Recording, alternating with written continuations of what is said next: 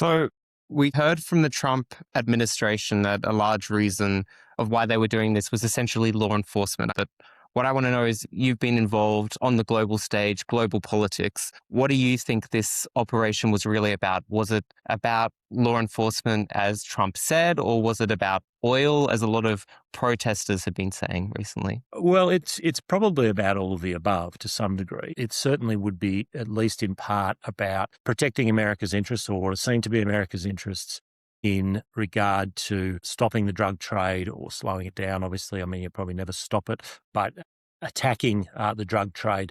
I think with Maduro and the socialization of a lot of the oil assets and the like, that has caused concern to the United States, and there is an ongoing issue with some of the US companies that invested in some of those oil assets and whether or not they were fairly treated. So there's a question of property rights. There will be a lot of voices into the Trump administration about, taking care of business in that regard. And so oil in that broader context, I think absolutely. And then there's a question of what kind of a message is it sending to some of the United States' industries, particularly China and Russia, in regard to them coming into the US's region in Central and South America, and obviously the relationship they've had with that Venezuelan regime. So I think that was an important subtext. And so I think to that degree, it is sending a bit of a message to some of those US adversaries that the United States isn't going to just be taken for granted. You know, we've seen, this isn't unique to Trump. We have seen that some of these types of operations happen in the past. And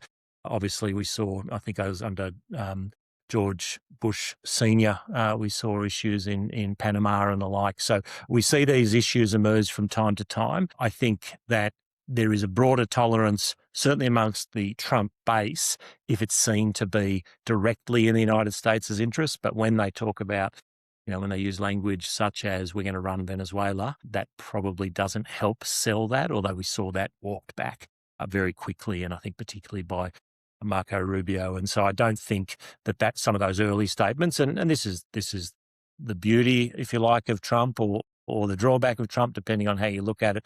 He will often say things which he doesn't necessarily want to be taken literally, and they're often for effect. And so you need to see the overall policies over a period of time before you judge it, rather than judging him on, a particular statement he's made at a particular time.